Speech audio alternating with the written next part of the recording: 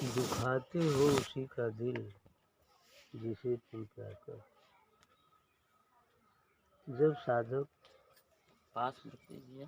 साधना पथ पर चलता है, साधना पथ पर चलता है, तो उसके पिछले जितने भी संस्कार हैं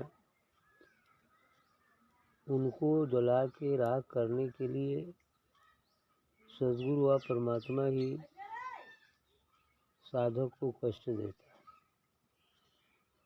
वह कष्ट इसलिए दिया जाता है कि उसके सभी संस्कार जलकर राख हों, क्योंकि यदि ऐसा नहीं किया जाएगा तो कोई भी साधक अपने स्वरूप को नहीं पहचान पाएगा। जब पूरे संस्कार जलकर राख हो जाते हैं तभी जो है हमें अपने स्वरूप का पहचान हो पाता है। इसीलिए इसमें कहा गया है कि ये तुम ही दर्द, लेकिन अब दर्द तो देता है, दर्द देता है। तो जब देखता है कि साधक अब छटपटाने लगा, अब वो दर्द सह नहीं पा रहा है, तो तुरंत राहत का भी हाथ लगा देता है, कहते अब रोक दो थोड़ा दिन, फिर रोक देता, फिर खुश हो जाता है। अच्छा चलता है, कुछ दिन चलेगा, है ना, महीने 2 महीने 10 दिन 20 दिन, फिर अच्छा से हो जाएगा। तो अब फिर रास्ते पे चला सही, चलो फिर भेजते हैं, फिर कष्ट भेज देता है। इस तरह से वही कहा गया कि तुम ही खुद दर्द देते हो, तुम ही उपचार करते हो, दिखाते हो उसी का दिल जिसे तू प्यार। क्योंकि जिसको प्यार करता है उसको ये चीज़ें देता है। क्योंकि अभी जो लाइन कही गई कि जा पर हरि कृपा करत, देत तीन अभय वरदान, हाय गरीबी दारू दुख और जगत अपमान। तो काहे देता है ये? उससे उसको प्यार है ना, उससे उसको प्रेम है कि इस जीव की भलाई हो जाए या फिर इस संसार के चक्र में न फंसे, उसको मुक्त करने के लिए वो ऐसा करता है। क्योंकि यदि एक भी संस्कार शेष रहेंगे तो उसे लौट कर आना ही पड़ेगा, फिर जन्मना पड़ेगा, फिर मरना पड़ेगा, और यदि कदाचित फिर कोई पाप हो गया तो फिर 84 में जाना पड़ेगा। इस वजह से उसका प्यार है, इसलिए वो ऐसा करता है कि इस बार चाहे जितना भी कष्ट उसे झेलना हो झेल ले, लेकिन फिर दोबारा कभी इस 84 के चक्र वाले कष्ट को न झेले। इसलिए वो प्यार है, इसलिए ऐसा करता है।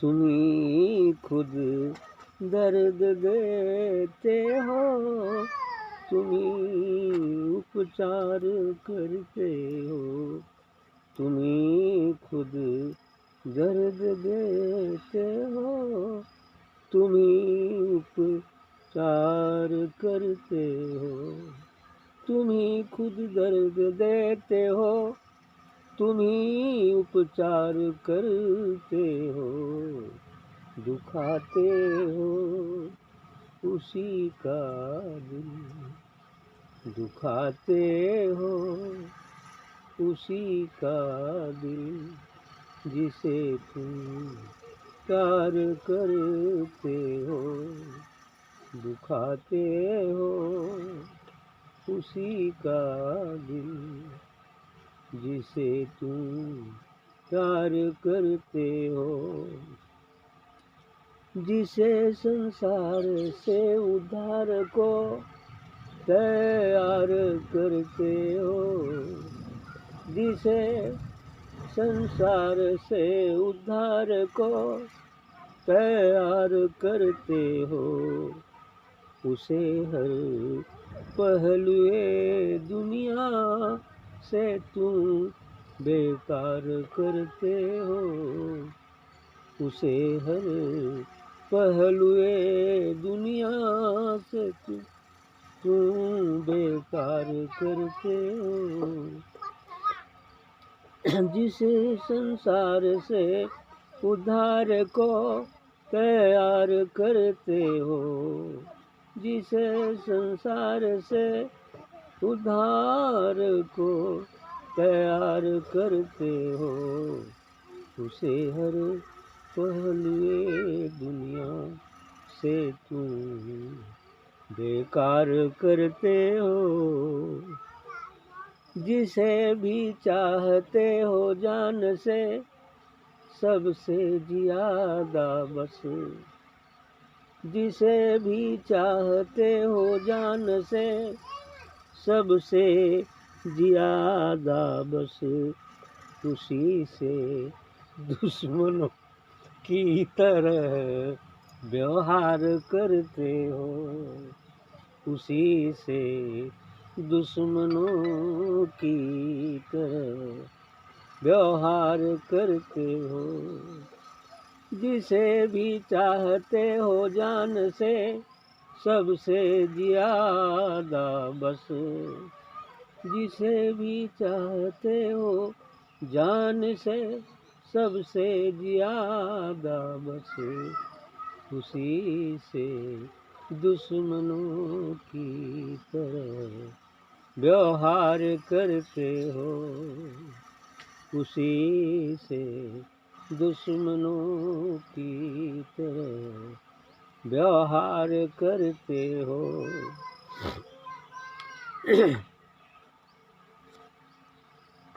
तुम्हारी बज़्म है या है किसी कातिल का ये मक्तल, तुम्हारी बज़्म है या है किसी कातिल का ये मक्तल, सजाए मौत देते हो, सजाए मौत देते हो।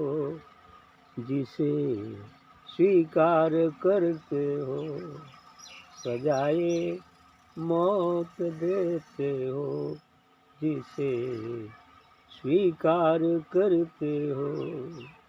तुम्हारी बज़्म है या है किसी कातिल का ये मक्तल, तुम्हारी बज़्म है या है किसी कातिल का ये मक्तल, सजाए मौत देते हो, सजाए मौत देते हो।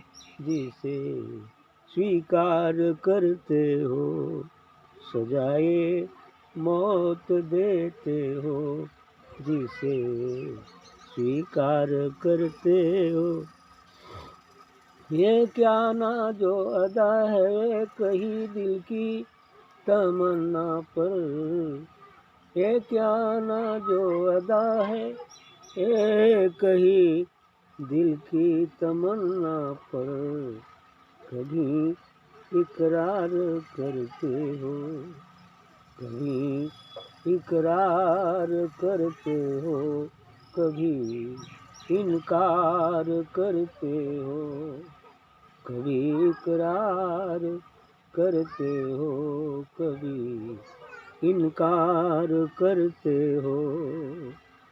शिफा देता है जो चश्मे जदन में तीनों तापों से, शिफा देता है जो चश्मे जदन में तीनों तापों से, पिला के खुम प खुम उसको ही तुम स्वीकार करते हो। शिफा देता है जो चश्मे जदन में तीनों तापों से, उसे ही लादबाया जार से बीमार करते हो, उसे ही लादबाया जार से बीमार करते हो। दमे शायद मूसा की ताकत जिसको देते हो, दमे शायद मूसा की ताकत जिसको देते हो, पिला के खुम पे खुम उसको ही तुम सरसार करते हो, पिला के खुम पे खुम उसको ही तुम सरसार करते हो। यदे मूसा यदे दमे ईसा यदे मूसा की ताकत जिसको देते हो, दमे ईसा यदे मूसा की ताकत जिसको देते हो, पिला के खुम पे खुम उसको ही तुम सरसार करते हो, पिला के खुम पे खुम इसको ही तुम सरसार करते हो, तुम्ही खुद दर्द देते हो, तुम्ही उपचार करते हो, दुखाते हो उसी का दिल जिसे तुम प्यार करते हो। जितेश जी और थोड़ा इधर आ जाइए, ऐसे थोड़ा सा दब जाइए बस, हाँ थोड़ा सा दब जाइए। तो सदगुरु जिस पर कृपा करता है वो न चाहते हुए भी उसकी ये मजबूरी बन जाती है कि वह अच्छे साधकों को कुछ कष्ट भी पहुँचते रहे। उसके पीछे कारण ये है उसके संस्कारों को दृढ़ करना, क्योंकि संचित में काल के पास अभी तमाम संस्कार जीव के स्टोर रहते हैं। केवल कुछ संस्कारों को लेकर जिसे प्रारब्ध कहते हैं, यह जीव इस संसार में आता है और उतने का ही फल भोगता है, फिर यहाँ से नए कुकर्म या सुकर्म करके फिर ले जाए। इसलिए कि वह जीव को चूँकि मुक्त करना पड़ता है, मुक्त करना है यदि, तो उन सभी संस्कारों को जलाना पड़ेगा। यही कारण पड़ती है कि वह प्रेम करते हुए भी कष्ट देना पड़ता है। हालांकि कष्ट देता है यदि, तो उपचार भी करता है। उसी प्रकार जैसे गुरु कुमार शिष्य कुंभ घड़ी घड़ी काढ़ है खोट, बाहर भीतर हाथ सहारी दे, बाहर बाह चोट। कहने का मतलब जैसे गुरु तो उस कुम्हार की सती से होता है, जैसे वो घड़ा गढ़ता है तो भीतर तो हाथ लगाए रहता है, लेकिन बाहर वो लकड़ी का वो चौकोर पटरा लेके उसे खूब पीटता है, पीट कर बहुत सुगराई ले आता है, लेकिन भीतर हाथ लगाए रहता है। कभी भीतर न हाथ लगाएगा तो फूट जाए, जहाँ लगेगा वहाँ फूट जाए। ऐसे ही गुरु कुम्हार शिष्य कुंभ। शिष्य तो कच्चे घड़े के समान है। अभी जब कुम्हार है तो वो धीरे धीरे गढ़ता है ना, तब गढ़ता है तो थोड़ा सा पीटना ही पड़ेगा। अब पीटने को साधक दुख समझे तो क्या कहा है ना, वो तो पीटना पड़ेगा, उसकी मजबूरी है, उसकी एक प्रोसेस है कि इस प्रोसेस से गुजर कर वो सुंदर सा घड़ा बनेगा। और इतने नहीं, सुंदर सा घड़ा को और मजबूती के लिए आग में तपाना पड़ेगा। जब आग में तप जाएगा तब वो ठंडा पानी पिलाएगा लोगों को। होगा कि नहीं होगा? ऐसे ही साधक जब घड़ी के समान है तो वो थपेड़े तो लगने ही लगने उस पर है। और थपेड़े ही लगने की बात कहाँ रह जाती है, अभी तो वो आवा में आग लगाए कि वही में रखेगा। चलो अब पकड़ो।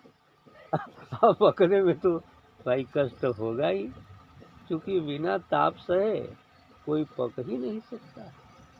तो इस तरह से ताप सहने के बाद जब वो सुंदर घड़ा बन जाएगा तो लोग आए, हाँ भैया ये बड़ा सुंदर है, तब बिक्री होगी। ऐसे तो कच्चा घड़ा कौन लेगा, जरा सा जुत्थे से लेके फूट जाएगा, है कि नहीं? तो ये मजबूरी है गुरुओं की, सदगुरुओं की मजबूरी होती है। यदि किसी को पक्का घड़ा बनाना है तो उसे पीटना पड़ेगा और आग में जलाना पड़ेगा। तो दुख तो होगा ही, लेकिन इन दुख को सहने के बाद जब वो मजबूत हो जाता है, पक्का हो जाता है, अर्थात उससे अपना अनुभव हो जाता है, तब समझ में आता है कि बड़ा अच्छा पिटाई है ना, तब न समझ में आएगा। उसके पहले कहाँ से समझ में आएगा?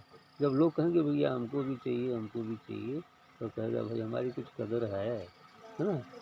ये बातें होती हैं। तो आगे कह रहे हैं कि जिस संसार से उद्धार को तैयार करते हो उसे हर पहलुए दुनिया से तुम बेकार करते हो। बिल्कुल सही। जिसे इस संसार के चक्र से बाहर ले जाना होता है, 84 चक्र को छुड़ाना यदि है, तो दुनिया के हर पहलू से उसे बेकार करना होगा। अर्थात वही हाय गरीबी, दारुण दुख, जग, है ना, और जगत अपमान। जब सभी लोग कहेंगे एकदम बेकार हो गए, पगला ही गए, अब कुछ ना करी, है ना, तमाम बातें इनकी उल्लंघना, ये सब बातें आती हैं। ऐसा ही कुछ और होता है। हालांकि सबके साथ ऐसा नहीं होता है जैसा कहा गया है। गुरु फिर भी कंट्रोल करके चलता है, क्योंकि ये कलयुग का प्रवेश है ना। तो इसलिए ऐसा कुछ नहीं भी हो सकता है, कोई ज़रूरी नहीं है ना, लेकिन होता है ना। हुआ था किसके साथ, देखिए क्या क्या हुआ। अरे बहुत सारे ऐसे भक्त हैं जिनके साथ हुआ, है ना। क्या हुआ वो ध्रुव के साथ, है ना, क्या क्या नहीं हुआ। हाँ, और उनके साथ क्या नहीं हुआ, क्या बोलते हैं, प्रहलाद के साथ क्या क्या नहीं हुआ। सोचिए, क्या क्या कष्ट दिए गए, क्या क्या यातनाएँ दी गई, क्या क्या हुआ ना।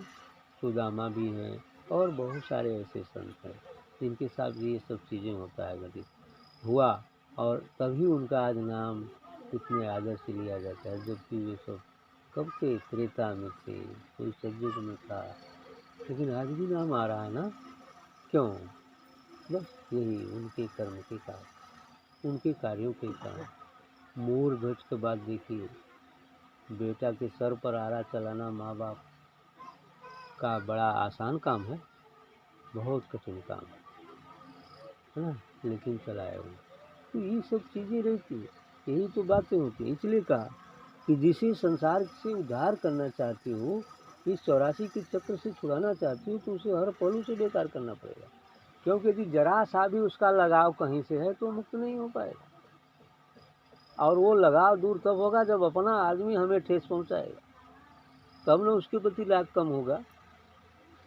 अपने लोग जब बुरे कहने लगेंगे तभी तो उनसे राग टूटेगा। यदि वो राग नहीं टूटेगा तो उसका लगाव लगा रहेगा।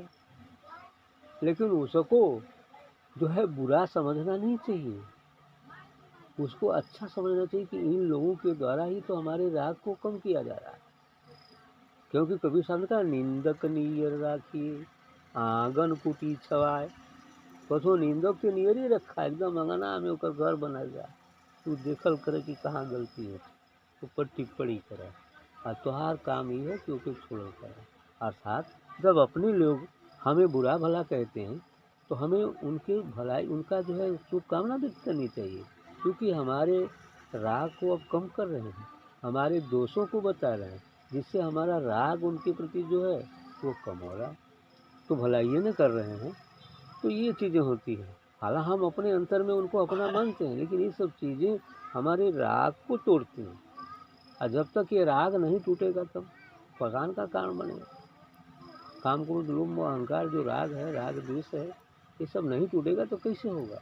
इसलिए उसे हर दुनिया के हर पहलू से वो बेकार करता है, ताकि उसका राग जो है वो टूटे। जो लगाव संसार से हो गया है, संसारी लोगों से हो गया है, संसारी वस्तुओं से हो गया है, वह राग उसका उधर से हटे। आगे क्या है, जिसे भी चाहते हो जान से सबसे ज़्यादा, बस उसी से दुश्मनों की तरह व्यवहार करते हैं। वाकई जिसको हम जान से ज़्यादा जानते हैं, मानते हैं, प्यार करते हैं, तो हमारा फर्ज है ना कि उसको इस संसार के चक्र से हमेशा के लिए छुटकारा दिलाए। तो वही चीज़ यहाँ, जिसे भी जान से ज़्यादा यदि हम जिसको मानते हैं तो उसे छुटकारा दिलाने के लिए कष्ट देना पड़ता है। अब क्या करें, न चाहते हुए भी कष्ट देना ही पड़ता है। यदि दिया नहीं जाएगा, भाई कष्ट कोई ज़रूरी नहीं कि एक ही तरह का सबके साथ हो, कुछ भी परेशानी आती रहती है ना। कोई ज़रूरी नहीं कि कष्ट दुख दिया जाए या मारा पीटा जाए, ऐसा कुछ नहीं है ना। लेकिन कुछ कष्ट तो आएंगे ही, ठीक है, और उसको वो उनकी मजबूरी बन जाती है सद्गुरुओं, है ना। जिसे भी चाहते हो जान से सबसे ज़्यादा, बस उसी से दुश्मनों की तरह व्यवहार किया जाए। अब वो दुश्मन हो गए कि ना, एकदम दुश्मन जैसा व्यवहार। यदि दुश्मन जैसा व्यवहार नहीं किया जाएगा तो सही रख पाएगा ही नहीं, है ना।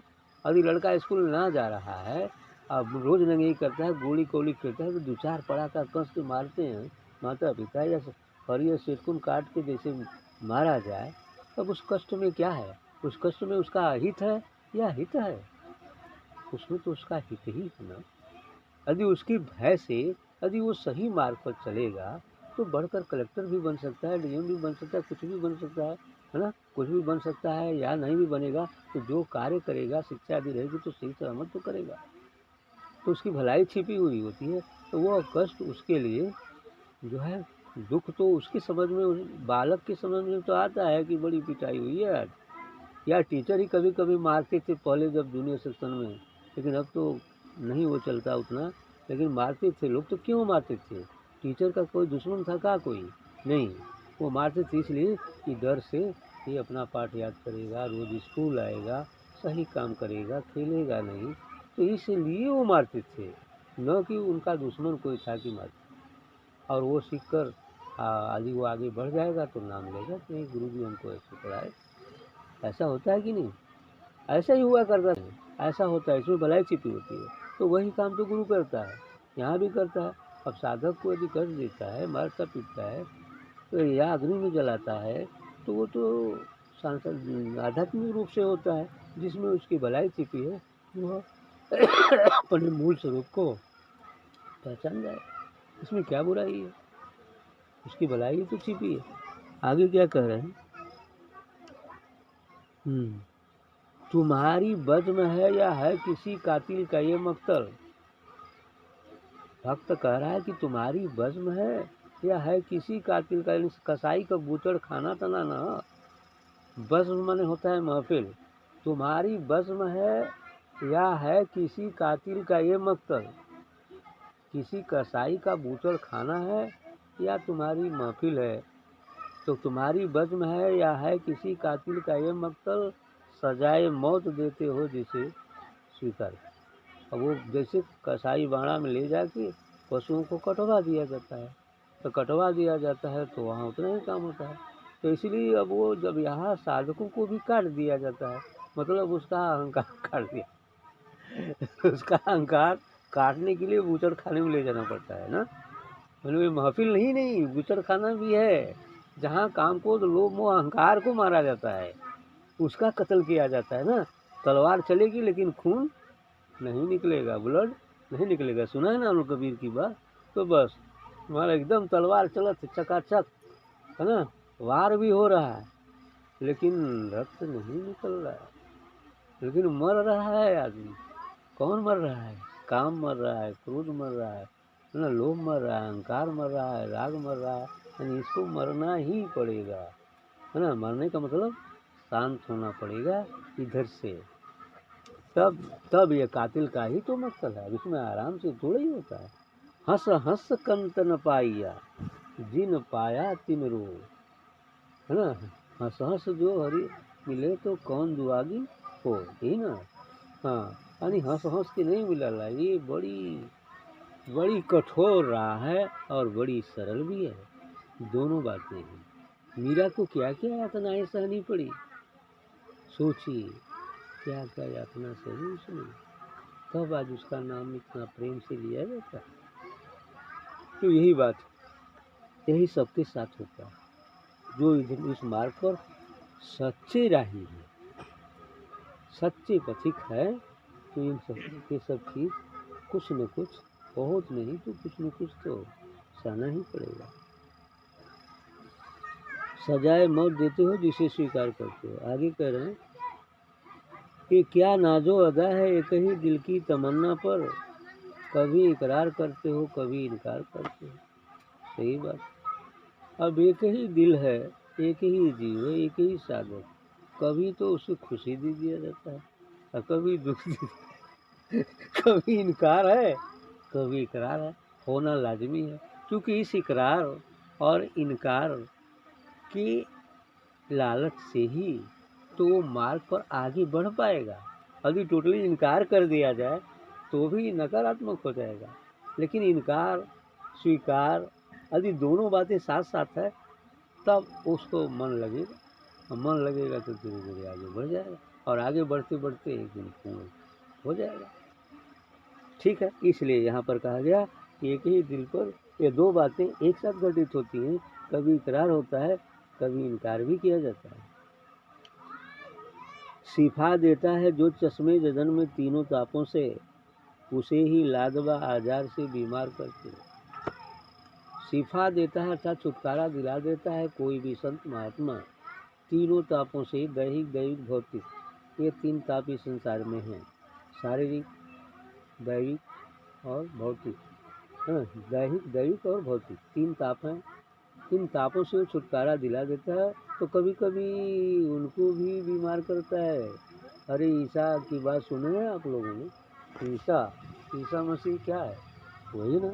अब वो शिफा तो दे दिए, है ना, कान वाला बहरे को कान दे दिए, आँख वाले को अंधे को आँख दे दिए, लंगड़े को पैर दे दिए, किसी मुर्दे को जिंदा भी कर दिए थे। तो ये शिफा तो दे दी, लेकिन बीमार अब लादवा आजार से बीमार क्यों किया ऐसा तुमने, है ना? बस बोटी बोटी कटवाया गया उनको, बोटी बोटी कटवा कर और पूरा कील ठोका गया था इन उंगलियों में, है ना, और बोटी बोटी कटवा कर गजला में फेंक दिया जाता है। तो ये वैसे ही लादवा आजार से बीमार करते हैं, शिफा देने वाले। इसीलिए है ना, बहुत सोच समझ कर ही, बिना ईश्वर की मर्जी के, बिना उसके आवाज़ दिए हमें कुछ नहीं करना होता। जब उसकी आवाज़ मिले कि नहीं ठीक है कर लो, तब तो ठीक है, नहीं ठीक है, अच्छा ठीक है नहीं करेंगे, है ना, बस यही बात, आज्ञा में ही चलना होता है ना। संसद बरेज के साथ भी ऐसा हुआ। संसद बरेज जो राजा के लड़के को जिंदा कर दिए, तो उनकी ये चमड़ी तक उधलवा ली गई, है ना, जैसे भैंस और गैया का लोग उखाड़ते हैं उस तरह से उजलवा लिया गया, तब आराम हुआ। लादवा आजार से बीमार किया कि नहीं? बीमार किया, ठीक, क्योंकि प्रकृति के नियम का उल्लंघन कर यदि हम कुछ किसी के साथ कुछ ऐसा करते हैं, तो उसका परिणाम और उसका फल तो भोगना ही पड़ेगा ना, यही बात होता है। आगे कहते हैं कि दमे ईसा यदि मूसा की ताकत जिसको देते हो, पिला के खुम पखुम मुझको ही तुम सरसार करते। हाँ, सत्य बात है, जिसे अपने स्वरूप का बोध हो जाता है, जिसे उस सतनाम से परिचय हो जाता है, तो खुम पखुम का मतलब प्याला भर भर प्याला शराब पिला के एकदम मत वाला, और वो शराब है सतनाम, वो शराब है राम नाम की, उस दिव्य अमृतमयी प्रकाश की शराब, वो पी पी करके और मतवाला ही रहता है, ऐसा ही होता है। ठीक।